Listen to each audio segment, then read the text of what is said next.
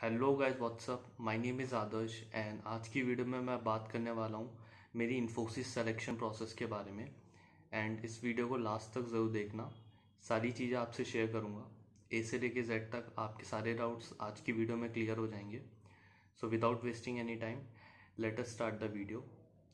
Okay, so firstly मैंने apply किया था इन्फोसिस ऑफ कैंपस ड्राइव के लिए थ्रू ऑफिशियल वेबसाइट। फिर उसके बाद मुझे रिटर्न एग्ज़ाम का मेल आया था। टोटल अप्रॉक्स 2 वीक्स का टाइम था रिटर्न एग्ज़ाम में। तो मेरी प्रिपरेशन उस टाइम पे मतलब ज़ीरो थी। इस मतलब स्पेसिफिक सब्जेक्ट मतलब कंपनी के लिए ज़ीरो प्रिपरेशन थी। तो सिलेबस ऑलमोस्ट सेम ही होता है जैसे कि हर कंपनी का। तो इससे पहले मैंने एक कैपजेमिनाई करके एक कंपनी थी, उसके लिए एग्ज़ाम दिया हुआ था। तो ऑलमोस्ट आइडिया था कि कैसे क्वेश्चंस आते हैं। तो फिर मैंने फटाफट यूट्यूब पे इन्फोसिस रिटर्न एग्ज़ाम का सिलेबस देखा डीप में। और ज़्यादा टाइम नहीं था, 2 वीक्स का ही टाइम था। तो मैंने 2 चैनल्स फॉलो करे थे, एक था टेक एंड टारगेट और दूसरा था ऑनलाइन स्टडी फॉर यू। तो इनके थ्रू मतलब मैंने प्रिपरेशन करी थी। और प्रैक्टिस के लिए मैंने indiabix.com करके एक साइट थी, तो उसके थ्रू मैंने प्रैक्टिस करी थी। तो फिर मैंने रिटर्न एग्ज़ाम फिर लिखा, फिर फॉर्चुनेटली क्लियर भी हो गया। वही पैटर्न था, मतलब reasoning, quants, verbal, pseudo, puzzle.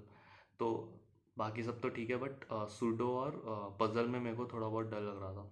Pseudo में क्योंकि मेरी इलेक्ट्रिकल ब्रांच थी, तो मुझे कोडिंग क्वेश्चंस मतलब थोड़े बहुत डिफ़िकल्ट लगते थे। हालांकि मतलब इजी सेक्शन था सूडो, बाद में पता लगा, बट उस टाइम पे डर लग रहा था। और पजल सॉल्विंग सेक्शन भी न्यू था, तो उसके लिए मैंने थोड़ा एक्स्ट्रा प्रैक्टिस करी थी।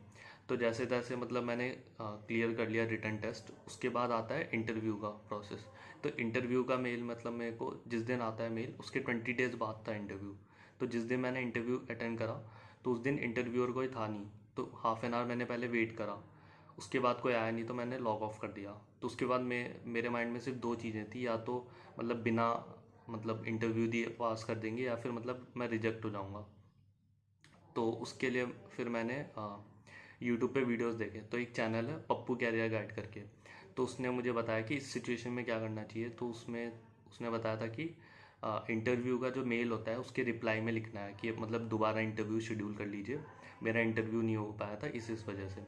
तो मैंने मतलब मेल लिखा, फिर 20 डेज़ 15 to 20 डेज़ बाद मतलब मेरा दोबारा इंटरव्यू के लिए मेल आया। फिर मैंने इंटरव्यू अटैम्प्ट करा। तो इंटरव्यू मतलब सिंपल ही था, HR प्लस जो टेक्निकल राउंड था वो दोनों एक ही में था। तो फिर सबसे पहले उन्होंने मेरा इंट्रोडक्शन पूछा। और एक टिप देना चाहूँगा कि मतलब मैंने देखा है कि यूट्यूब में इंट्रोडक्शन जब बताते हैं तो उसमें 80% चांसेस है उसमें इंक्लूड करते हैं कि हॉबीज़ भी इंक्लूड करने के लिए बोलते हैं। बट मेरा ये सजेशन रहेगा कि आप हॉबीज़ इंट्रोडक्शन सेक्शन में मत इंक्लूड करिए। क्योंकि अगर आप फ्रेशर हो तो इंटरव्यूअर के पास आपके आपके लिए मतलब ज़्यादा क्वेश्चंस नहीं रहेंगे। तो आप अगर हॉबीज़ नहीं इंक्लूड करते हैं, तो एक तो ये फ़ायदा होगा कि आपका इंट्रोडक्शन ज़्यादा लंबा नहीं खींचेगा, और इंटरव्यूअर के पास कुछ रहेगा आपसे पूछने के लिए। तो फिर मैंने मतलब इंटरव्यू दिया। फिर इंटरव्यूअर ने 2-3 और क्वेश्चंस पूछे थे। पहले तो मतलब मेरे रेज्यूमे में से क्वेश्चंस पूछे थे। तो एक मैं बात कहना चाहूँगा, रेज्यूमे में से पक्का क्वेश्चंस आएंगे।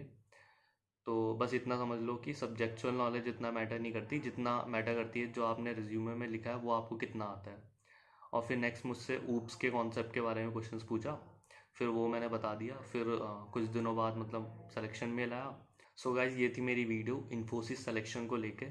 Please like, comment and share this video. Also do subscribe our channel for more such content. Thank you.